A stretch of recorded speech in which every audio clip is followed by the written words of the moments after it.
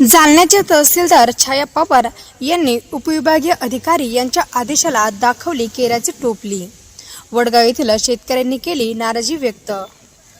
जालना महसूल प्रशासनामध्ये सध्या मनमानी कारभार सुरू असल्याचे पाहायला मिळाले आहे। जिल्ह्यातील वडगाव येथील शेतकरी व इतर काही जणांचा रस्त्यावरून वाद सुरू आहे। या वादाचा दावा जालन्याच्या तहसील कोर्टात छाया पवार यांच्याकडे सुरू होता। यात निकाल लागल्यानंतर या शेतकऱ्यांनी वरिष्ठ कार्यालय म्हणजेच उपविभागीय अधिकारी यांच्याकडे दावा केला।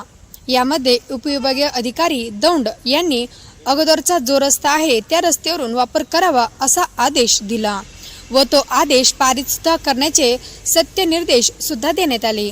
मात्र या आदेशाला केराची टोपली दाखवत व उपविभागीय अधिकारी यांच्यापेक्षा माझे पद मोठे असे भासवत चक्क उपविभागीय अधिकारी दौंड यांच्या आदेशाला दबून तहसीलदार छाया पवार यांनी एकतर्फी निकाल देऊन गोरगरीब शेतकऱ्यांच्या शेतातून रस्ता देण्याचा प्रकार समोर आला आहे।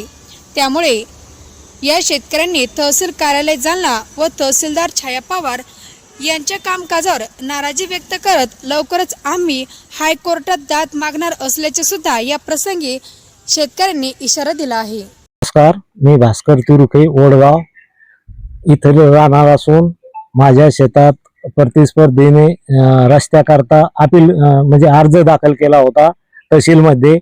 तहसीलचा निकाल त्यांच्या बाजूने लागला आणि नंतर ते मग मी अपील एडीएम कडे केली। एडीएम ने निकाल माझ्या बाजूने दिला। त्यानंतर त्यांनी अपील उपजिल्हाधिकारी यांच्या न्यायालयामध्ये केली। नंतर मध्येच तहसीलदार मॅडम यांनी आदेश काढून रस्ता खुला करण्याची तारीख आज दिलेली आहे। याच्यात माझं 23 तारीख दिलेली आहे। याच्यात माझं नुकसान होणार आहे, कारण पण असं होतच नाही ना की एडीएमचा निकाल असताना तहसीलदार मॅडम कसे काय देऊ शकतात। कलेक्टर साहेबांचा जो निर्णय येईल तो आम्हाला मान्य आहे, पण यांनी मधाच अर्ज म्हणजे आदेश काढला, त्यामुळे आमचं नुकसान होणार आहे। उद्याची तारीख आता 24 आहे कलेक्टर उपजिल्हाधिकाऱ्याची। काका मला सांगा सविस्तर प्रकरण काय, कोण वादी? याच्यात रस्त्याकरता रामेश्वर भालमोडे व धम्मपाल भालमोडे यांनी तहसीलला अर्ज केला की आम्हाला रस्ता नाही, पण याच्या अगोदर जे 50 वर्षापासून कुठे येऊन जातात हे याचा बी विचार करायला पाहिजे ना। आणि आमच्या बाजूला नाल्याच्या पूर्वेला पूर्वीपासून रस्ताही नाही, काहीच नाही, तरी ते म्हणतात।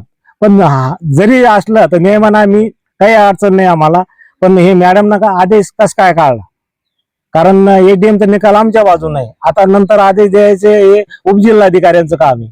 यांनी काय निकाल की आदेश रद्द केला की ह्या रस्ता पूर्वी असल्यामुळे नवीन रस्ता देता येत नाही। पूर्वी रस्ता आहे का त्या लोकांना? हा, मग कुठून जातात? 50 वर्षापासून रस्ता आहे म्हणूनच जातात ना। नंबर 1 मधून रस्ता आहे त्याला। तुमची काय मागणी आहे आता आम्हाला न्याय भेटावं, आज कस काय खुले करणार? तहसीलदार मॅडमचं काय मत? तहसीलदार मॅडमचं म्हणणं की द्यावाच लागेल, तुम्हाला कोणत्या आधारे द्यावा लागेल, ही आमची मागणी आहे। त्यानंतर जो तहसीलदार मॅडमना आदेश काढला त्याच्याकरता मी आता उद्याच्याला हायकोर्टाचं अपील करणार त्यावेळी। आमची एकच मागणी की बा कायद्याप्रमाणे झालं पाहिजे, कोणावर अन्याय करू नये। त्याला पूर्वी जिथून रस्ता होता आजतागायत जिथून जात होते तिथून त्यांनी या जासाठी रस्ता मागणी करावी, तिथून त्यांना भेटावा।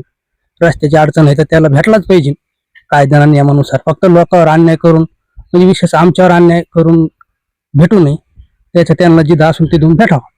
आणि आमची प्रक्रिया प्रलंबित आहे। आम्ही जसं की आता त्यांनी समजा मोजणी केली आणि त्यांनी खुणा हद्दी कायम केल्या, त्याच्यानंतर आम्ही सुद्धा मोजणीची मागणी केली आणि खुन्या हद्दी आमच्या बाकी आहे। म्हणजे ते आता 1-2 दिवसात त्या साहेबाला फोन लावला असता, ते म्हणले की बुवा आम्ही ऑर्डर काढतो, नोटिसा देतो सगळ्या शेतकऱ्याला परिसरातल्या आणि तुमच्या खुणा हद्दी कायम करून देतो।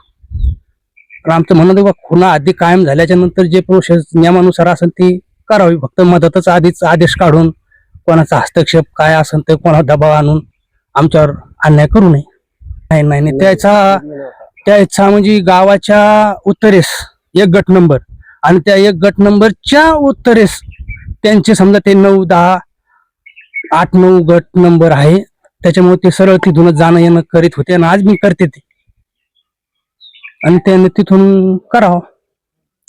आमची घेऊन उजून नाल्याला वळसा मारणे हे योग्य होणारच नाही. पण आता ते काय प्रशासन आहे, ते मॅडम त्याला थोडं हे करू राहिल्या, थोडं त्याला जरा झुकाव त्याच्याकडे समजा, असं म्हणजे आम्हाला वाटायला लागलं आता. काय नाव तुमचं? संतोष तिरुके.